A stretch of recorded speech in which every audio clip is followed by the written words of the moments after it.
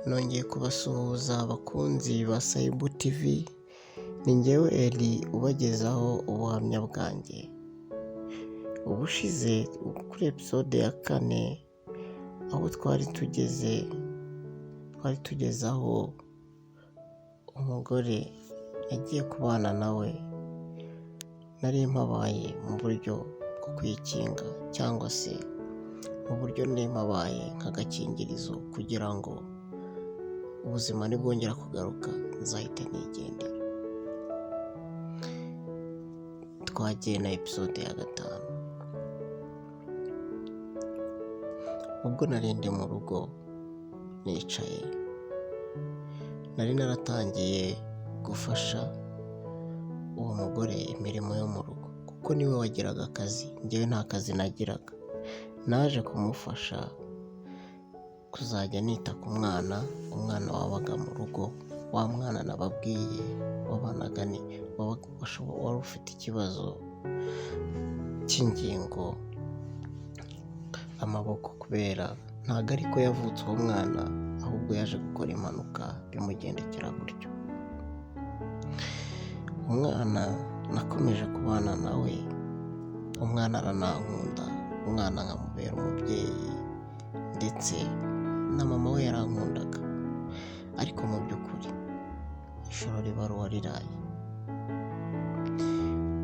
Umugore twabanye nari nzi yuko atanywa inzoga, nari nzi yuko ari umugore w'umutima. Yaje gutaha rimwe, nimba yari yanyweye imbandure, nimba yari yanyweye kanyanga, nimba yari yanyweye iki, nimba ari ibimugi, yaje gutaha yasinze. Amukuri nari namaze kwiyakira ko ndi umugabo we, naramaze kubyemeza. Kubera ko nta kazi nagiraga, numvaga yuko nyine nta kibazo, tugomba kubana kubera ko yari afite akazi. Nanjye ariko ntabwo nari nicaye, nakomezaga kugashaka.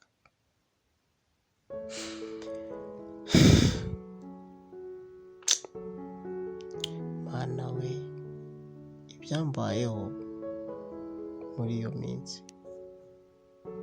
ni agahomamunwa. Umugore yararyamye, amaze kuryama nta kumubwira nihindukira sheri, arambwira ngo ntabyo ashaka.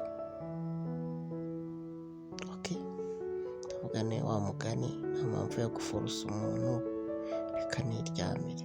Turaryama. Noneho mu gitondo, buriya mwabagabo mwabahungu,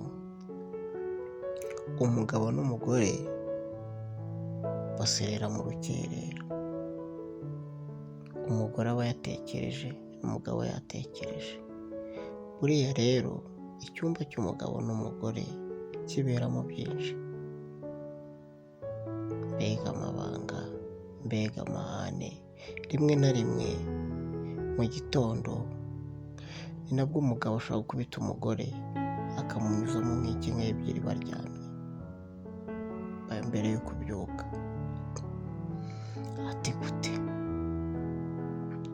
Umugore aba afite amahane, ntabazi ibibazo umugabo afite, kandi byinshi aba abizi, ariko mu by'ukuri akabyirengagiza, akegera ko nta bibazo azi by'umugabo. Umugore yarambwiye ati ese akazi kazagusanga munsi y'iki gisenge? Nambwira ese sheri, ko nta kumba nagize, kumba nagiye. Arambwira ati rero, umugore yageze aho ngaho afata icyemezo. Najyaga nkarabya umwana, nkamwuhagira, nkamukarabya, ariko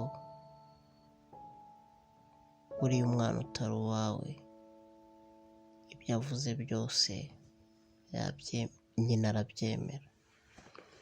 N'abaturanyi batangira kubona yuko, sinzi ukuntu abaturanyi bambonaga, natangiye guta ikuzo, mbese ntibaba, icyo bita guta ibaba. nararitaye koko. mbega ubuzima, mbega isi ngo irasharira. Njyeweri ndacyababwira, isi yarancaririye, ndangije mpinduka imbwa kabwera. Umugore arantuka, umugore arangije aranyirukana. Yarambwiye ngo sinshobora kubana n'umugabo udafite akazi, sinshobora kubana n'imbobo, sinshobora kubana n'umugabo udashobora kumfasha. Jya uteka, woza ibyombo, umesere, ugirire ibiki. Ndamubwira nti rero ntireka mbe umukozi wawe basi wo mu rugo.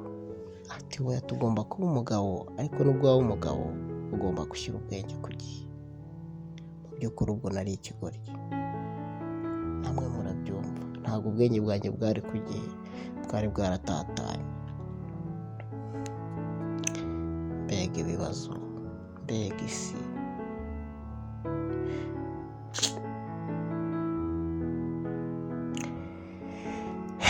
Nyagasani niwe uzi gutanga icyubahiro. Umugore yaraje nyuma y'amezi ane ashize, araza ari nijoro arambwira ngo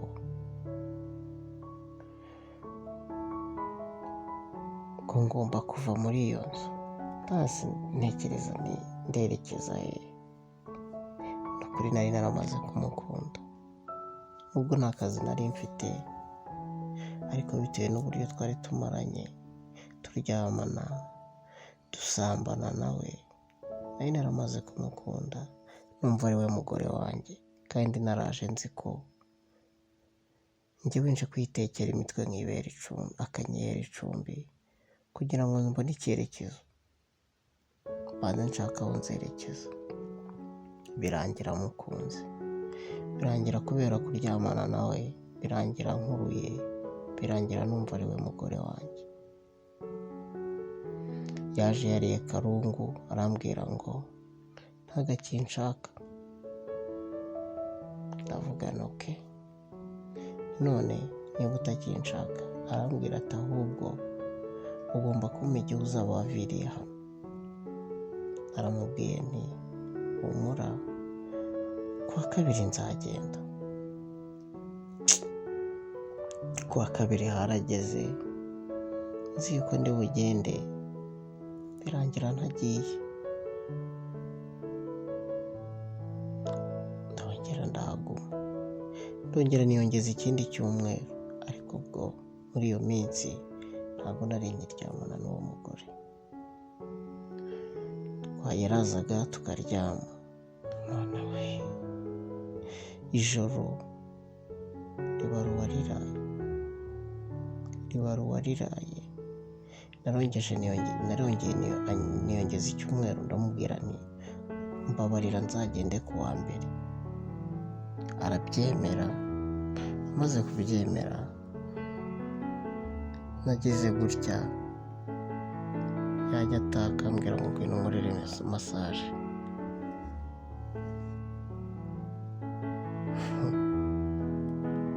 Isi iyo masaje murayumva? Masaje namukoreraga yari body to body, imwe bita ngo body to body, namwe mujya muyumva. Ni masaje umuntu akorera undi umubiri ku mubiri, wambaye ubusa. Mbega umushyuko yanteje, mbega agahinda, mbega ngo ndashyukwa. Nagira nti sheri tubikore, atashwi, ati nagusabye masaje, ati njye simeze neza.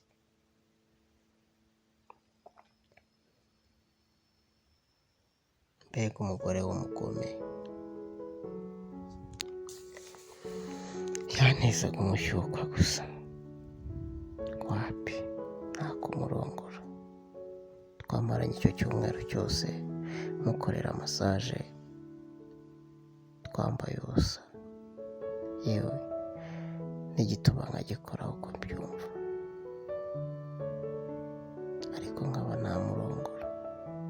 yarabyanze. Igihe cyaje kugera ndigendera, ariko hagati aho iminsi yegereje ko njye ndi bugende kuwa mbere yegereje, ku cyumweru nibwo naje gusohoka. Umuntu yaranyohereje amafaranga 6,000, arambwira ati nkuguriye agacupa. Ndavuga ni n'ubundi reka njye kwigurira inzoga n'inywere. 6,000 naragiye ndasohoka ndabinywa. Umushuti wanjye wundi nawe yaraje aje kundeba ngo arebe aho mba, sinahamujyana ahubwo mujyana ahantu ku kabari tujya kunywa. Arangije njyewe naje kugura umuceri, ndavuga ni reka ngende ntahe njye mu rugo byibuze uyu mwana mutekere arye. Umuceri ndawugura kuko nagatashye na moto.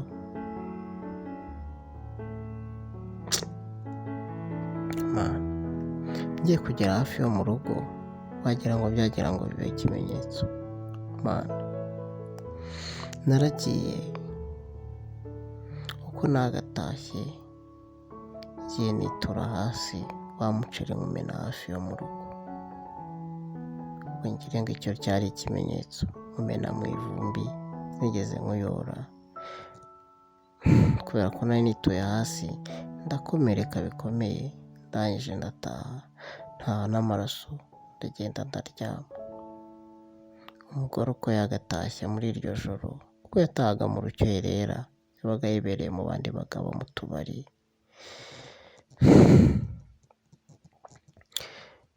Ngo yari manager w'ahantu mu kabari. Ndangije uko nagatashye n'amaraso sinabimenye ko nakomeretse. Nararyamye, mu gitondo nibwo nabyutse nabyimbye akaboko, bimeze nabi cyane. Naje kwiyemeza ko nubwo nari buzinduke ntaha, narazindutse ndakaraba. Nubwo nari n'ibisebe umubiri wose, amaboko nari nayakomeretse ndetse n'amaguru mu mavi kubera kugenda nkoroboka. Ndemera nzinga igikapu ndataha. Ariko se mu by'ukuri nari mfite iyo njya? Oya, ntaho pe. Naragiye njya i Kigali, ngeze i Kigali njya kurumbira ahantu ndicara nitekerezaho.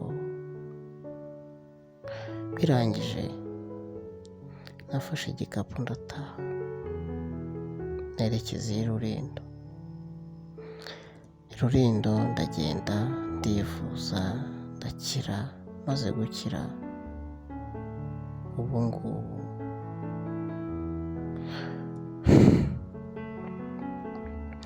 namaze gukira mu by'ukuri.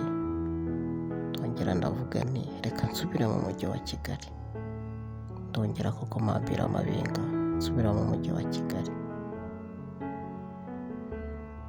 Ndabanza ndahiga ariko mpiga ntambwa.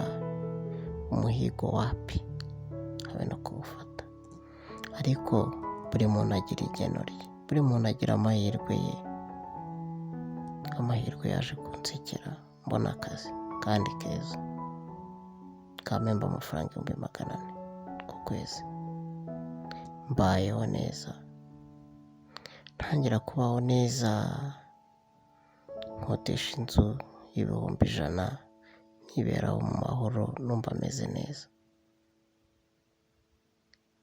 Ariko baravuga ngo ingeso ntaho ijya. Ati ngo ingeso ipfa na nyirayo yagiye.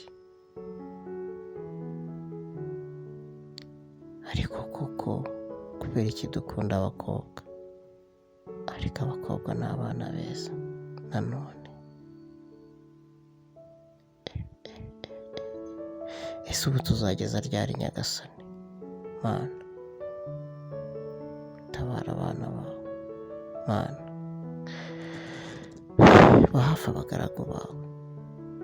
Turaremerewe muri iyi si n'ibibazo, ibyiza n'ibibi byose tubirivanga. ibintu bikaba ubutamu, bikaza no kubiha bigasharira nk'igikakarubamba. Nyagasani dutabare. Ntuzacikwe na episode ya 6. Mugire umunsi mwiza.